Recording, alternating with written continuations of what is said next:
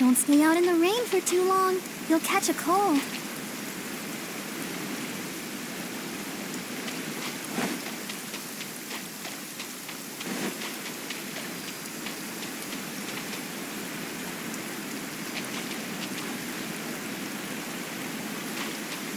Go, Barbara, go!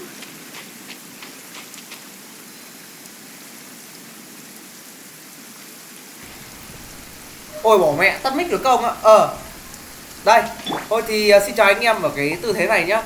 Đã đến với cái tập tiếp theo của series ạc núi này chúng ta. Và như các bạn thấy là nó có những cái phần ở dưới này luôn này. Trên chúng ta đánh cái con tên nước trong nữa.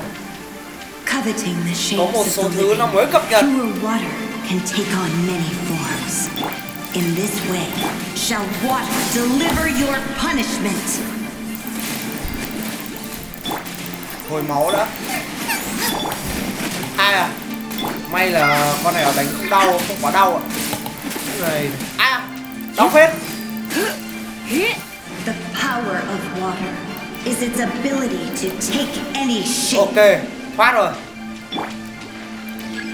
Con này cung mệnh thấp nên là nó không giòn cho lắm.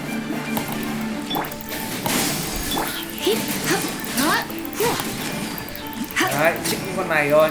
Những con này thì dễ hơn con bách vừa xong đấy. Đây là trải nghiệm đánh tinh linh nước ở tân thủ.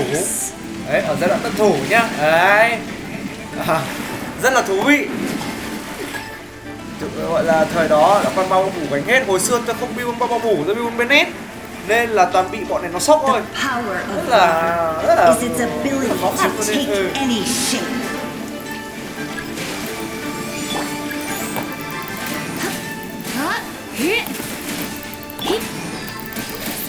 Ép một này.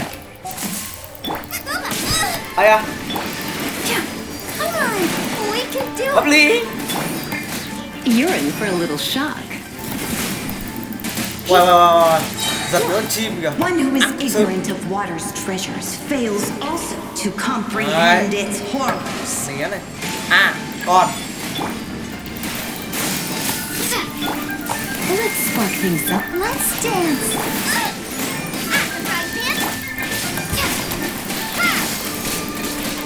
Ui. Quá nó rộ lên tổng thật. Tầm chưa? Wow, nhưng mà vẫn mất máu. Cái này hình như là không thể né trừ khi là mình đi xa với tầm của nó. Nhưng mà con men thảo này mình muốn nâng được cái cây kiếm phi thiên nó lên thì thôi, nó phải đánh cho gọi là thôi nhức người.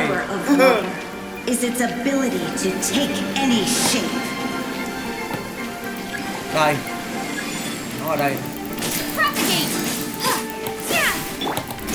I'll protect us. Ai à? Come a little Rất closer. ghệ nhá, rất ghệ. Đấy, bắt chim này. You're in for a little shock. Nghĩ. Ok. Rain falls and rivers flow. Không né được. Không né được. Chán quá đi. Đây chúng ta có trái tim thuần khiết, đồ này, nước ốc, con Barbara này. Barbara là một con rất là quan trọng nhá. Đấy, trong lúc tắt mic tôi nói một chút là trong lần này tôi quay rất lâu rồi tôi quay lại cái vùng này. Và tôi chợt nhận ra là có những cái vụ như có những cái chỗ ở dưới này này. Đấy. Tự dưng nó có những cái khối ở đây nó được cập nhật thêm này. Trong khi trước đây tôi không thấy nó được cập nhật. Thì cái này là theo tôi dự đoán nhá, là một cái là người ta update trước để người ta build trước để chuẩn bị cho cái tính năng lặn mới. Khi mà chúng ta ra phiên bản 1.0 chúng ta sẽ có những cái tính năng ví dụ như là đi lặn xuống này, và chúng ta sẽ có những cách cực kỳ độc đáo để đi farm các tinh linh nước trong này nhá. Nhưng mà đấy là câu chuyện của tương lai. Thì đại ý là trong cái livestream của phiên bản 3.7 các bạn xem ấy thì nó đã có những cái thông tin, những cái nó đã có kiểu những cái thông tin về cái khu vực này rồi. Nó có những thông tin trước là chúng ta đã có bơi lặn này, chúng ta sẽ có cá, những cái gì đó ở dưới nước ấy, khá là đa dạng ở dưới này. I want to Và help. những cái tính năng của phiên bản mới nó sẽ cập bến chúng ta sẽ sớm thôi. Trong khoảng tầm đâu đó khoảng 2 tháng nữa hay gì đấy, 2 tháng hay 2 tháng rưỡi nữa. Tức là phiên bản 1.0. Phiên bản 3.8 thì vẫn như mọi khi sẽ là phiên bản cuối cùng của dây 3 chấm này. Rồi. Tôi không biết là những cái nội dung đó update đấy nó nằm ở đâu, nhưng mà nếu nó sẽ nằm cụ thể ở đâu ở trong phiên bản này. Nhưng mà nếu các bạn thấy những cái vết tích, Stand clear. nếu các bạn thấy những cái vết tích của cái quá trình này ấy thì comment ở phía dưới cho mình biết nhé. Nếu như các bạn phát hiện được những cái vết tích của cái trò của cái này Come a thì little closer. Blitz. cùng nhau gọi là thảo luận trong phần comment nhé. Hôm nay chúng ta sẽ đi quẩy một cái nhiệm vụ. Hôm nay chúng ta sẽ đi quẩy một cái nhiệm vụ là thuật phá lôi đạn, thuật phá lôi bạo. Hôm nọ chúng ta đã làm, chúng ta sẽ trùng phục rồi. Thì hôm nay chúng ta sẽ làm thuật phá lôi bạo. Và một xíu nữa chúng ta sẽ đi là cái kế hoạch thoát khỏi đảo Rito để chúng ta đủ điều kiện, để tạo điều kiện tập sau chúng ta quẩy thất thánh triệu hồi là xong. Tôi sẽ chơi được sự kiện. Ê, sao tự dưng máu nghiện nó lại nổi trong mắt ấy? Thì trong các tập trước các anh em cứ hỏi là tôi tích được bao nhiêu nguyên thạch. Thì ở đây 11.000, 11 nháy. Vâng, rất đẹp, khá đẹp. Tầm hết tập chúng ta sẽ thử roll mẫu một phát xem là nó có ra. Roll x10 mẫu một phát xem nó sẽ ra cái gì. Thực ra tôi khá là quan tâm con Kirara trong phiên bản lần này. Bởi vì về mặt hỗ trợ thám hiểm nó là một cái nhân vật làm khá là tốt cái vai trò của nó. Are you okay?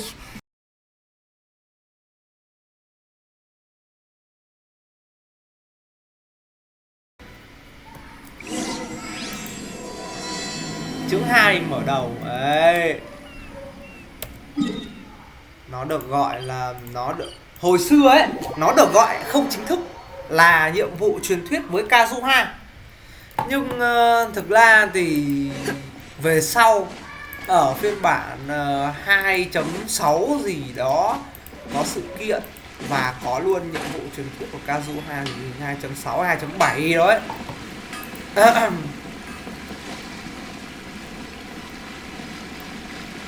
Không nhớ nữa. Cái quét truyền thuyết đấy nó rơi vào phiên bản bao nhiêu?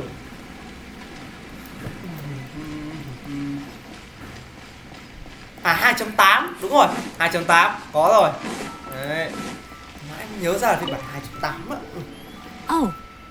Hello, is there anything I can help? We wanted to ask, how Oh. Asuko. So- great! We came to the But the chance of success? incredible. It was in leaving Inazuma. All I had to rely on was after I'd escaped their clutches. But, to my surprise, my journey... that's right. I escaped by the skin of my... What a horrible journey! Well, because everything is just too restrictive over there.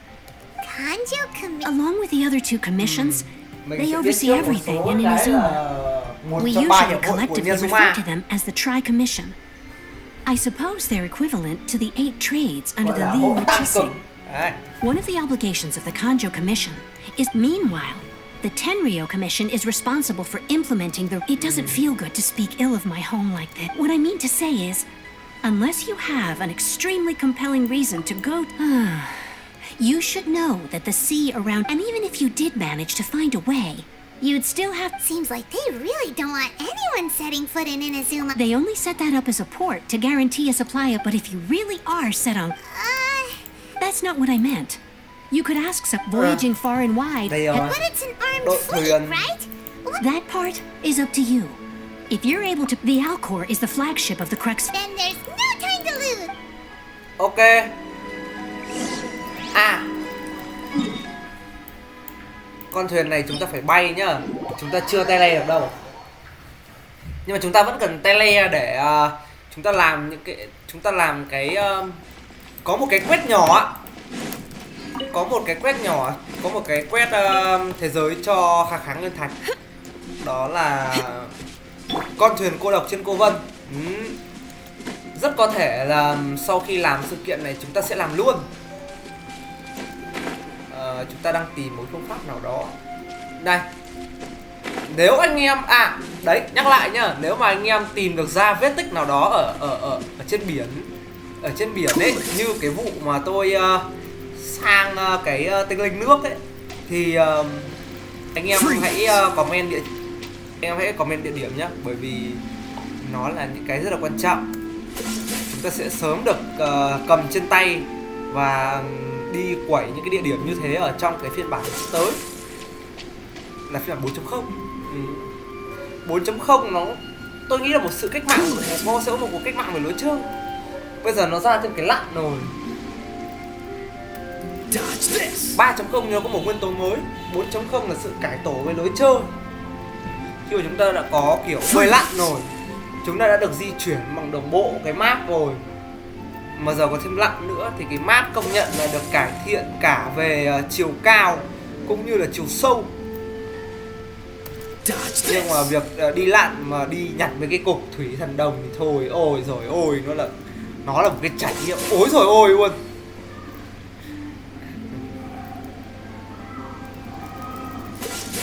Đây, anh em không có Ayaka thì toàn sử dụng Kea để xây cầu thôi. Đấy, đi tiếp. Chúng ta vào việc chính luôn. Còn những cái việc như ủy thác là các thứ thì sẽ vào gian giữa hai tập, trừ cái vụ tinh linh nước nhá, bởi vì nó có những cái thứ mà đợt trước không thấy. Đợt trước tôi không thấy những cái cột như thế. Việc có những cái cột như thế nó chứng minh là nó sẽ có những cái về sau ấy, khi có chức năng lặn ra đời ấy, thì chúng ta sẽ có những cái phương pháp rất là bá đạo để chúng ta có thể đối đầu với tinh linh nước này. Thông qua tính năng lặn mới, chúng ta có thể lặn ở dưới đấy để nó né những cái cục bong bóng nước này. Ok. Ủa? À đúng rồi, cái nhiệm vụ này bị làm trước.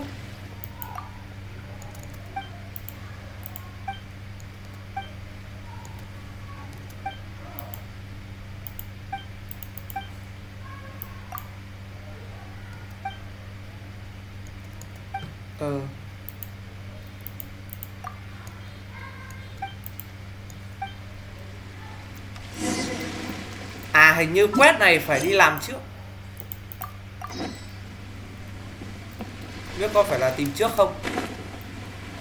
Đậu đâu? À ngày đầu trên này. Ok, ngày đầu ở Kazuha. Như thế chúng ta không bị đá quest.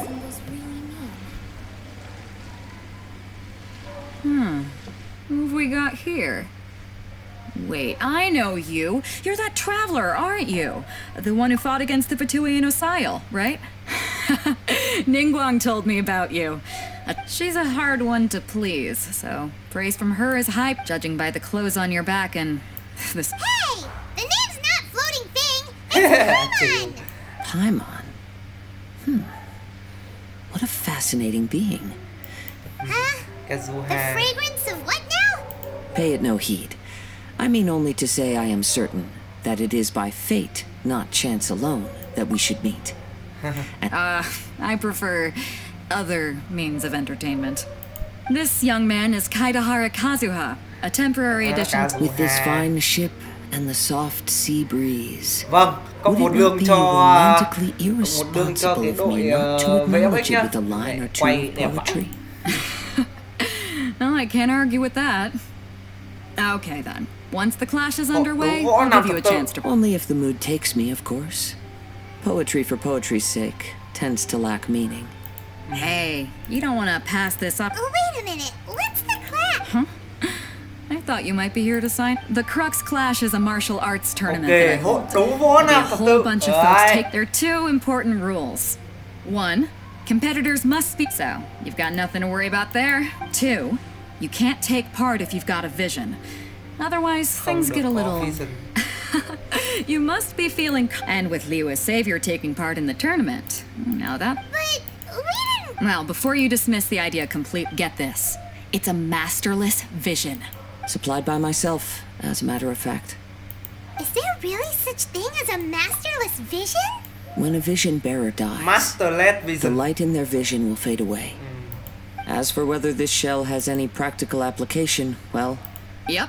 And the way I see it, a vision is a badge of recognition from... Organizing the clash is my way of uncovering... So if you don't have a vision, this is the perfect opportunity to get your hands on one of your very own. Yeah, we're interested in... Inazuma? Well, why didn't you say so? Inazuma? No sweat. In that case, if you win the tournament, I'll give you a choice. Masterless vision, or a ticket to Inazuma aboard the Alpha. You just want her to take part in your tournament. What's wrong with that? The more talent we have, the better the tournament will be. I couldn't let a competitor like you fall through the net. What are we gonna do? Looks... Great. Then let's get you... It seems like it will only be a matter of time before the end. Ok. Đến nơi tổ chức đấu võ. À, bãi này sau khi... Ê, hình như cái bãi này nó phải đi qua 4 con thủ vệ đúng không? Hay bây giờ chúng ta thử demo đánh 4 con thủ vệ nhá. Chúng ta sẽ demo đánh 4 thủ vệ di tích ngay trong ngày hôm nay. Đấy. Chúng ta comment level 60 Just này. what will we come across this time? Cái kiếm này level hơi thấp.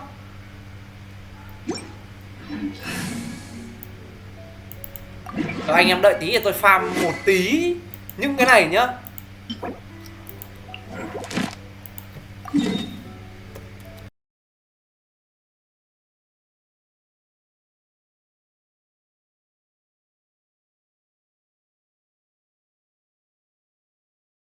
Cũng là một cái cơ hội. arm wrestling champion, huh? All right, you're signed up. Next, please. What's your name? Có khi ý là một cái cơ hội để mà mình khai phá lại những thứ mà hồi chơi ạc chính, hồi chơi những cái ạc trước mình đã không thể nào, mình có gọi là mình đã đôi khi mình đã bỏ qua ấy. Và tình hình này cũng là một trong số những thứ. Chúng hôm nay chúng ta sẽ có những cái thứ mà chúng ta thấy sẽ rất là hay ho, thú vị trong cái nhiệm vụ này. Did I? Is it really them? Ok. Aren't they a vision bearer though? I have to ask. Aren't you the traveler that helped Liu? It's Đúng really rồi. her! The one that spoke with Lady Kuching at the rite of talk. Oh, I wonder if I trust you are aware that only those without visions can Không có really. vision. But from what I've heard, Yep, she still doesn't have a vision though. See, my apologies. I didn't mean to be rude. It's just a formality for you, of course, but so far I've got defeated the ancient god Osile, so that's one. Do you... yeah, and also a dread. Whoa. Might as well declare her the champion already. I wonder if it's Cái too này late to khó withdraw. đấy. Okay, that's plenty. Right, your registration as a great hero such as yourself can surely only be... Oh, we're not here for that. We're here because Captain Beto promised to take us to Inazuma if we win the There's Rồi. another prize, too? Beto must have upped the stakes this time to attract top talent. Thế But thì why nó would lại hay ấy. anyone want to go somewhere as dangerous as in I see. So, I take it you did... Well, I'm sure a great hero... Anyway, the qualifying rounds are about to begin. Hey, so Ok. Paimon's even though you don't have a vision, most people so Paimon thinks you probably shouldn't. Okay. In any case, looking at the competition, it should still be pretty alright. It's showtime! You got this! You seem like you're raring to go. Are you ready to compete? Not a problem, there's still time. Make sure you're fully prepared. Được. Mình có lựa chọn để mà mình chưa vào trận ngay. Đấy.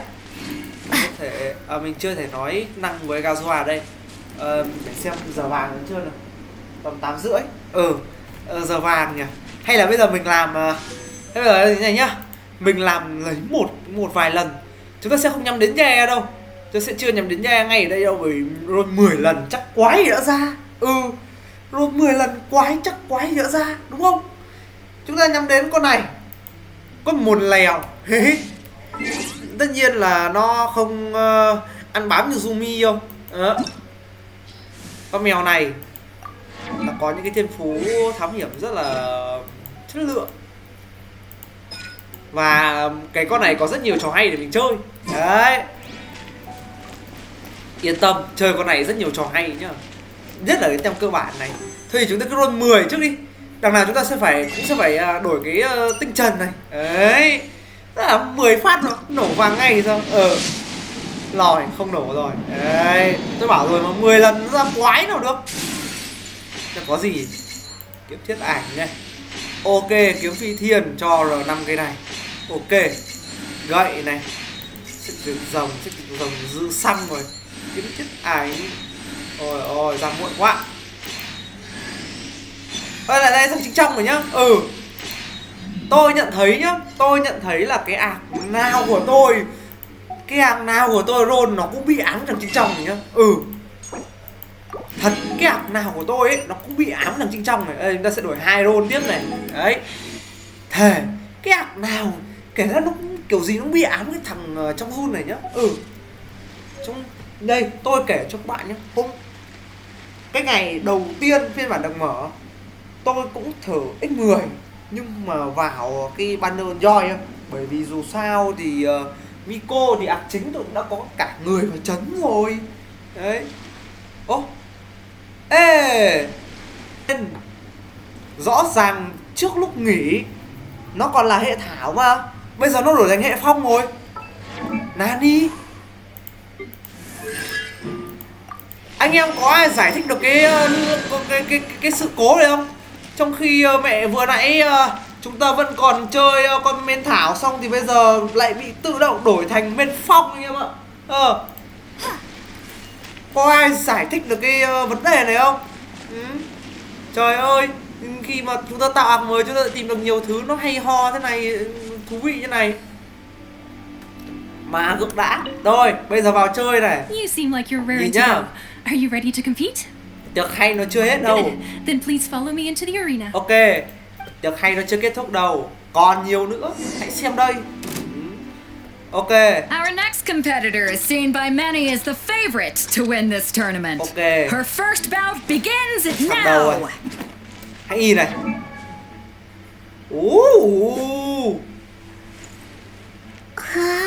Hãy nhìn nhá. Đây là nhà lữ hành không màu, không nguyên tố. Cái thứ mà hình như tôi cho các bạn xem ở tập 1 rồi. Và nó lại xuất hiện ở đây. Như các bạn thấy, cái quái gì đây? 5.500 67 tấn công á. Hình như là nó cộng flash tận 5.000 tấn công anh em ạ. Cái sinh vật vẫn thế. Và đây, các bạn chỉ có 2 phương pháp để có thể nâng cái này thôi. Và nếu các bạn nâng cái này, các bạn sẽ bị gọi là người ngoài hành tinh, bởi vì các bạn đã nâng trong một trong số những thiên phú được sử dụng hiếm bậc nhất game đến từ trước đến nay. Tấn công thường hồi ức cái chết. Một cái tấn công cơ bản con men không màu. Nâng cấp như bình thường, tôi sẽ nâng cấp cho bạn xem. Ấy, lên cấp. Lại lên cấp. Đấy. Và bên hội bên nhà lữ hành của bọn tôi ấy, nó có một bạn ấy nâng cả cái chiêu này lên level 10. Mà level 10 khủng khiếp nào các bạn biết rồi. Level 10 là khi các bạn đội cả vương miện tri thức cho một cái kỹ năng được sử dụng hiếm bậc nhất game. Chỉ có đúng 2 lần thôi, chỉ có đúng 2 cách thôi. Thứ nhất là bạn chơi không có hệ, các bạn không đến mở tượng thần phong mà các bạn đi dạo map các thứ ấy. Chỉ có cách đấy thôi. Và cách thứ hai là thông qua những cái sự kiện, những cái nhiệm vụ kiểu như này. Đấy. Thì đấy, bạn ấy đội nhờ cái kiểu đấy, bạn ấy tích sách nhá. Rồi đến cái quét đấy, bạn bung một phát lên từ 1 đến 10. Xong rồi bạn ấy đội thêm 12 vương miện tương ứng với 3 thiên phú 10 ở mỗi hệ nữa, là 13 cái. Tôi chỉ là người bình thường thôi, chỉ được 12 cái thôi. Nhưng mà tôi vẫn hy vọng là về sau Miho sẽ tạo ra những cái gì đó để mình sử dụng được cái này. và cái skill của cái này nó sẽ phát huy tác dụng. Về các bạn skill nó cũng giống như là mình nâng đánh thường của main và tất cả các hệ thôi. Đấy. Còn cái này chức năng vô dụng của tiết game này. Đấy, nút nhấn. Vô dụng nhất game luôn ạ. Hầu như các bạn sẽ chỉ chọn những cái này thôi, nhưng mà tự dưng nó có hai nút này. Tính năng vô dụng nhất game, nhưng mà không thể nào chúng ta bỏ qua cái mức tấn công, gọi là phải nói là ôi ôi vô tiền khoáng hậu này, 5.500 tấn công ạ.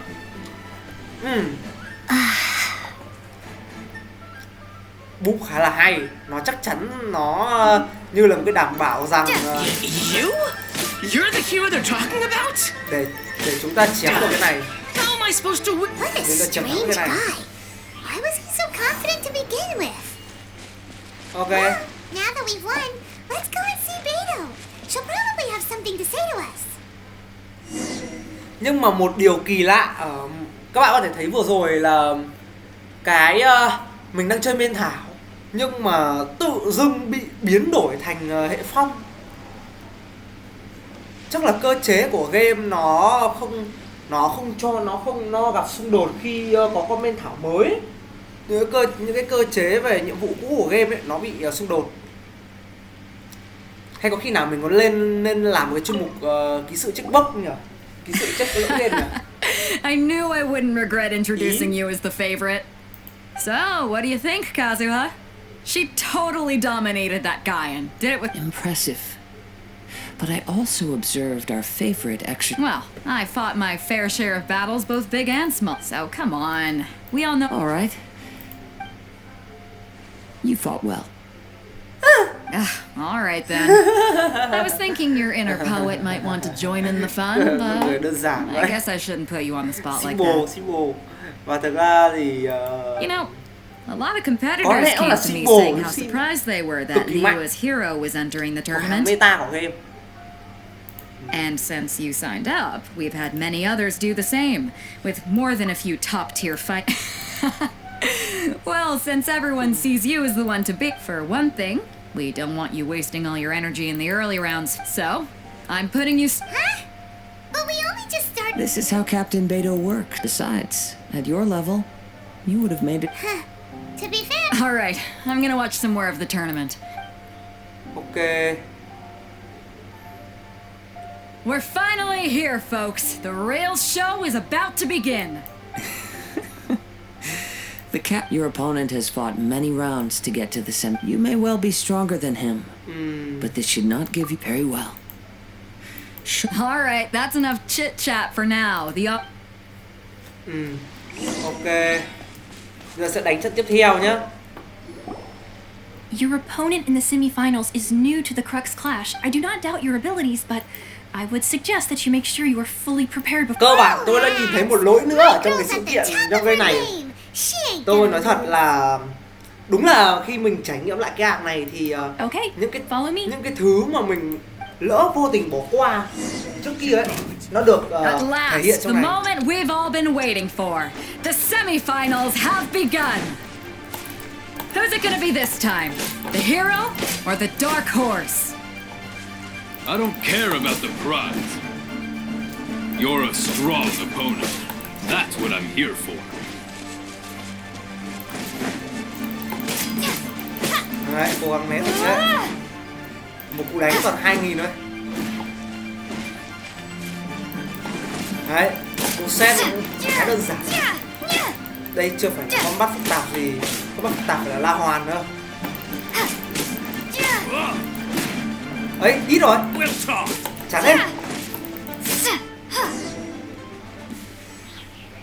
Hình như là hit rồi. Hình như mình hit rồi, nó hit đấy. Sweated, congratulations. I was beaten by the best. Right. For a moment, if you had a vision, you... I wanted a vision once, and I was... But mine never came. I lost interest eventually. You can't depend on a vision like you can your own body. I've fought and won against vision bearers before. Huh? You mean you didn't sign up? No, I didn't. I only wanted to pit myself against other fighters. And only in defeat can you understand your weaknesses and learn from... Wow. Now that's true strength talking. If you have the chance in the future, please come and spar with me again. I'll Đây be là người đấu stronger võ chân next chính time. rồi. kiểu không thích kiểu những cái sức mạnh bút như kiểu Vision. Do you know who else made it? Whether they'll be as tough as me, I don't know. But what I have heard is that they're extremely quick, so don't get too cocky. Nhanh. There he goes. Maybe we should ask around, see what we can find out about our opponent in the final round. Như cái này là cái lỗi này nó làm tôi ói máu rồi đấy. Rõ ràng mình không làm gì là hệ của nhà lữ hành bị đổi thành hệ phong. Stunning performance. I myself was eliminated in the third round. Maybe next. Why yes, he's the same one who defeated me. He is a formidable opponent. Quick, I faltered for but a brief moment. But for given my stature, I have no fear of squaring off with physics. Still, I'm sure he'll be no match for you. Nghe tiếp. Hey there. He tried to use force dispersal to deflect a punch, but instead he took it straight to the nose. There was blood all over the place. His opponent was pretty freaked out by it. He kept asking him, "Why didn't you dodge? Why don't you dodge?" they ask. Because to not dodge is the very... Don't even get me started. I spent all my energy helping him. I don't dare tell my master about this. Otherwise, sorry, I shouldn't be complaining in front of you like this. I'm a... Oh, all right then. Thanks, I'll... Nhà này sử dụng là We nội still công. haven't got any useful information yet. Maybe we can go talk to Beto. Surely she's gotta know something. You gave an outstanding performance. Truly commendable. Đây giờ mới được.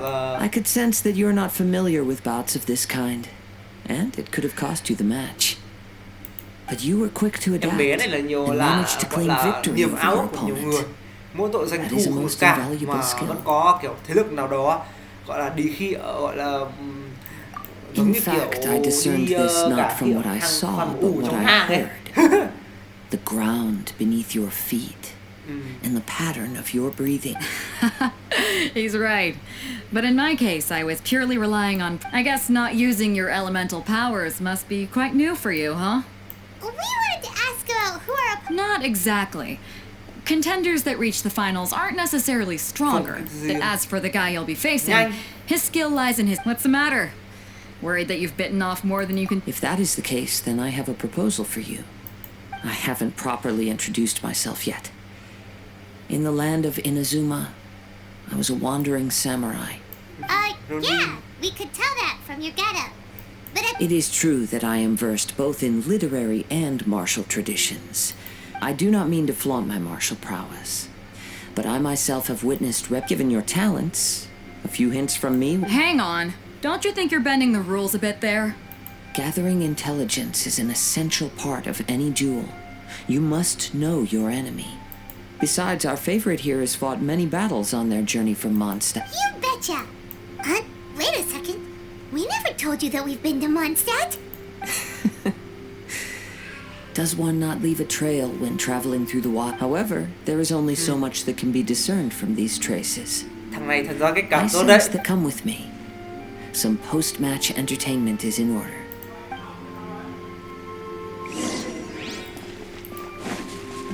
Kazuha. Ok, lại quay về chỗ này.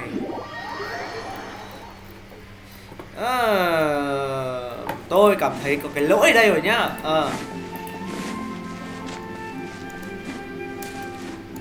Tôi gọi là ở trong cái series mới này tôi cũng gặp không ít lỗi rồi, không ít bug game rồi. Không biết là có cùng anh em tìm được thêm cái bug nào không? Now that we're alone, let me cut to the heart of the matter. You are skilled in manipulating the elements, and not just a single element. Paimon knew that you were hinting at some... That's right.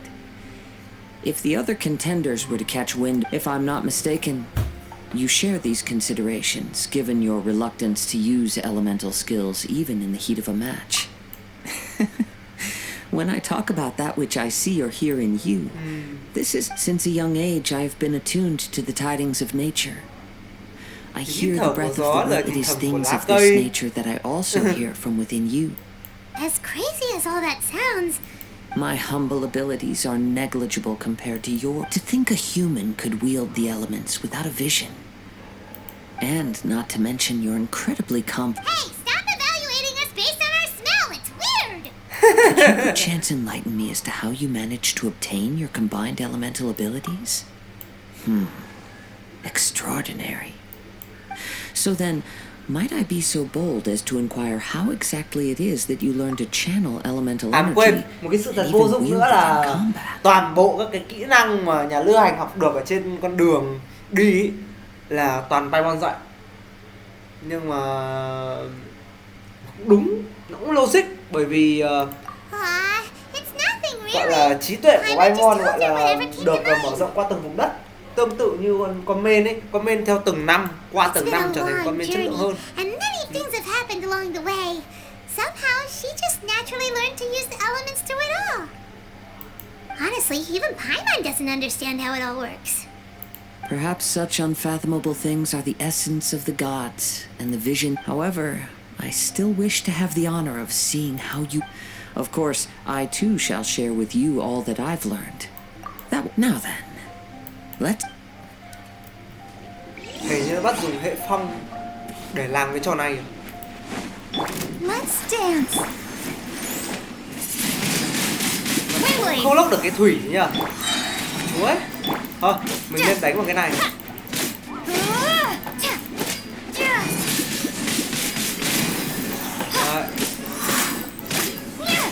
Uầy, sao con mê này từ bao giờ nó crit được lắm thế?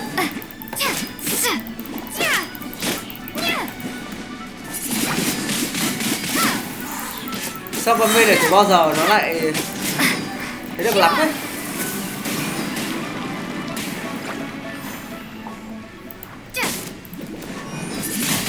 À, chắc mình cũng hiểu được lý do tại sao lại người ta lại cầm con viên phong ở đây rồi.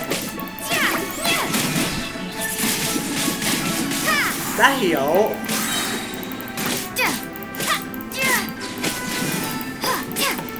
Người ta chỉnh sẵn con bên phong để cái chuỗi quét này nó không ấy, kiểu mình trải nghiệm nó đúng hợp lý hơn đấy.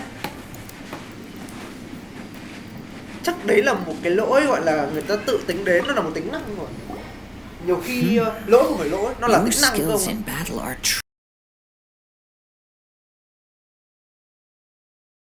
She sounds less like an archon and more Bá like đạo. As far Chả as bá I đạo. know, she is an Sự archon kiếm that từ vũ. pursues Bá đạo eternity. thực sự. She will relentlessly carry out her... Liyue's contracts are meant to benefit all who reside within Liyue. But what does Inazuma's pursuit of eternity bring to its people? It goes without saying that the people locked within Inazuma do not fare well these days. Sức kiếm từ vũ. Cái gì nhỉ? Sounds a lot like something the god you Sức mạnh encountered in tuyệt the đối. beginning would do. Tiêu diệt mọi thứ trên đường đi. Oh? Have you Lại còn encountered the Electro Archon bỏ before? qua 60% phòng ngự nữa. Cái trò đấy thì With time, we will change. If you wish to find her, she will forever be there. There will come a day when I too shall wish to understand. Ah, the time for your match is... Oh, right. We got so If you have no other nhất là cái matters to trừ 60 attend trong to, phòng ngự then ấy. we can return together. Mẹ, nhưng mà công nhận hồi Very xưa ấy, well. Let's go. nói về lôi thần, I wish to... các bố Obi lùa, các bố Obi lùa newbie rất là ác, cứ hở ra là lôi thần đi.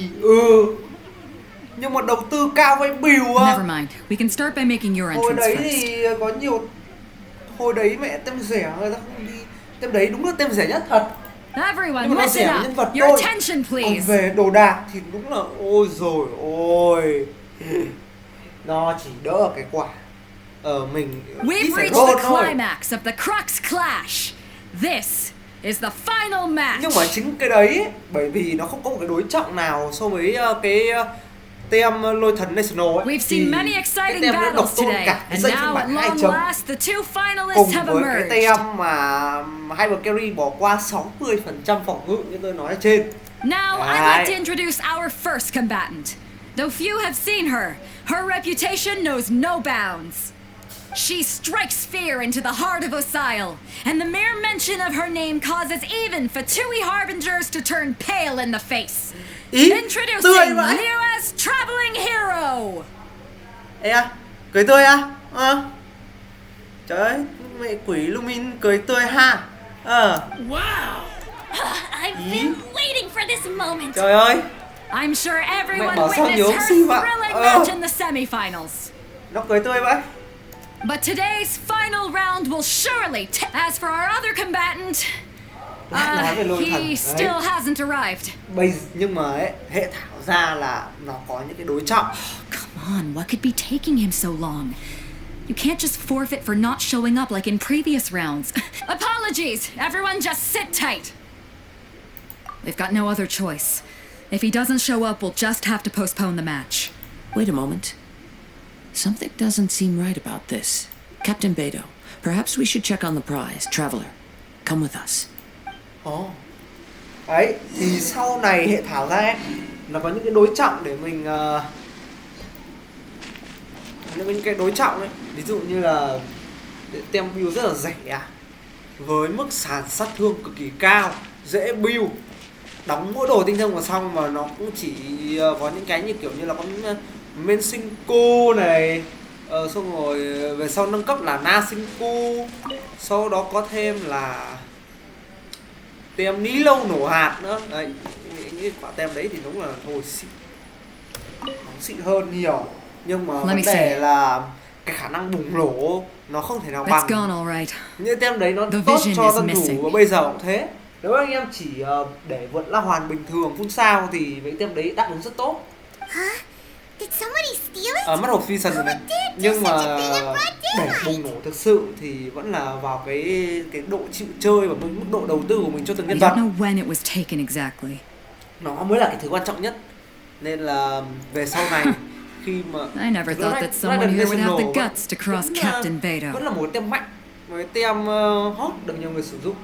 Nhưng mà thực ra lại dựa trên là chính cái nói nào nhỉ?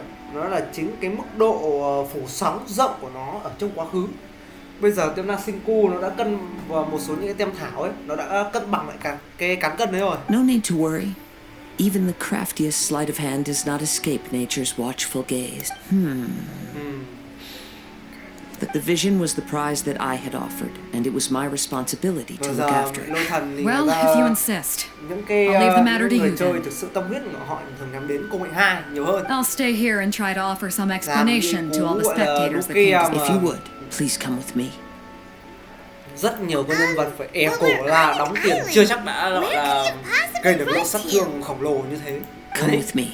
I can sense the winds are coming. Ok. Đến nơi đón gió, có ngày luồng gió.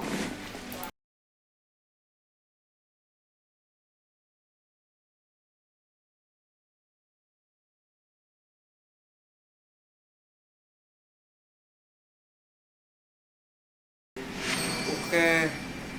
Đi xong rồi này. Hoarders, they're here! Get them! Treasure hoarders, just as I expected.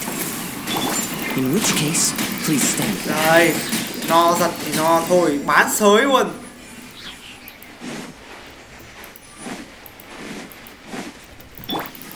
You're in for a little. Đi. Con này đi cũng đơn giản.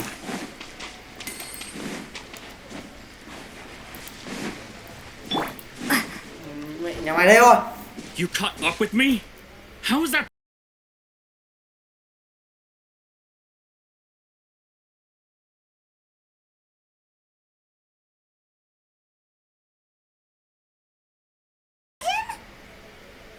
I take no pleasure in frightening others. I was just testing all possibilities while the vision remained in his hands. When people are forced into a corner, that is when their greatest strength will appear. I thought it may be an opportunity for him to awaken the vision. But unfortunately, nothing happened. Yes, I wanted to know whether it were possible from the moment he stole the vision. I decided I've tried many other methods in the past, though few tales tell of a masterless vision reawakening. After seeing you command multiple elements, I figured that nothing is impossible. Come, why don't you give it a try? The vision didn't seem to respond at all. I see. No matter. This was expected. I suppose... Yeah, what's the story behind this? The story begins with an old friend. He was once a good friend of mine. One day he asked me about a sword art of which he had heard, the Musono Hitotachi. I told him it can only be witnessed when divine punishment is administered. It is the pinnacle of the Raiden Shogun's skill, a symbol of ultimate power. But he replied, there must be one who can withstand it. There will always be those who dare to brave the lightning's glow. Then, the Vision Hunt decree arrived. People's aspirations were stripped away as the Raiden Shogun began to construct her ideal of eternity. While I was fleeing from place to place, I heard that my friend had challenged the Vision Hunters to a duel before the throne. A solemn yet brutal challenge.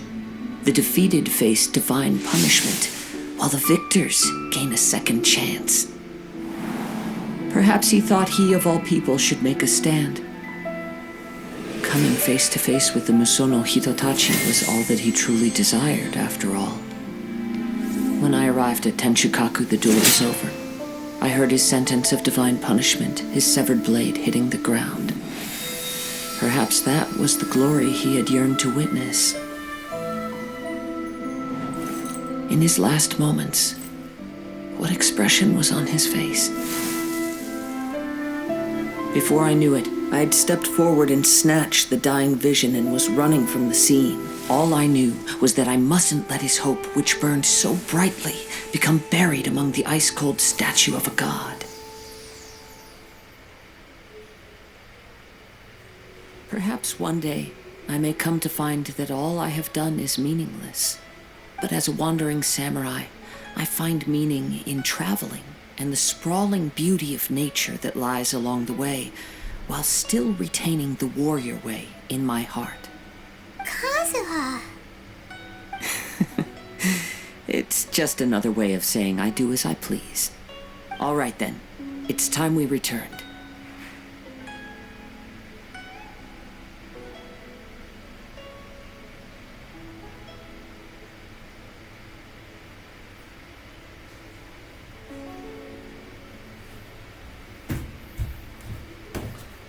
Allow me to gather the wind for us once more.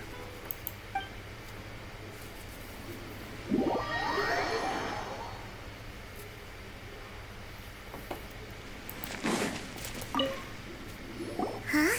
Did Beta leave already? Maybe she went back to her ship. If you're looking for the captain, she was summoned by Lady Ningguang.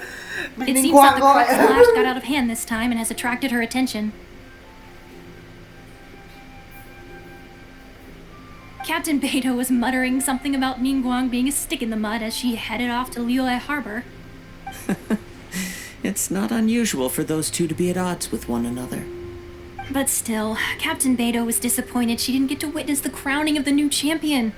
She had been looking forward to it for quite some time. The one who stole the vision was originally to be this hero's opponent in the final round. He knew he stood no chance of winning the match, thus the wicked idea of stealing the prize took hold in his mind. In which case, the Crux Clash comes to a clear-cut conclusion. Huh? So that's what happened? If that's the case, then the rules stipulate that he is disqualified, and our hero here is the champion. Hyman thought we'd win and all, but not like this. It doesn't matter.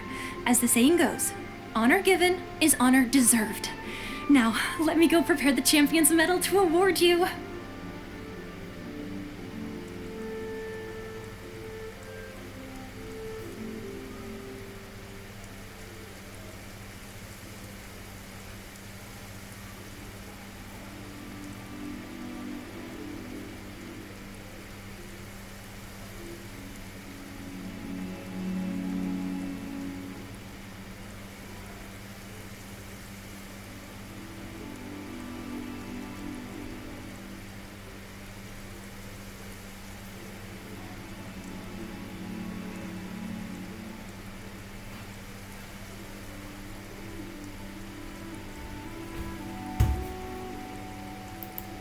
Yes, I believe, but the voyage to Inazuma is, in fact, the relentless... Hold on a second. You're... Let us not forget that this is one of the 7 archons.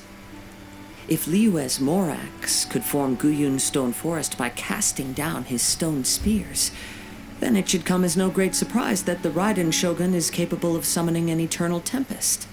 Suffice it to say that if you wish to journey to Inazuma, the Alcor will need some time.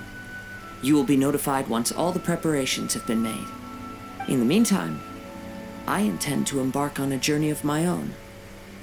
I will travel all across the vast lands of Liyue in the hope of finding a way to reawaken the vision. Paimon believes you'll find a way for sure. Thank you. May both our journeys prove meaningful. One final word of warning. The part of your journey that lies after the storm may well prove to be the most arduous.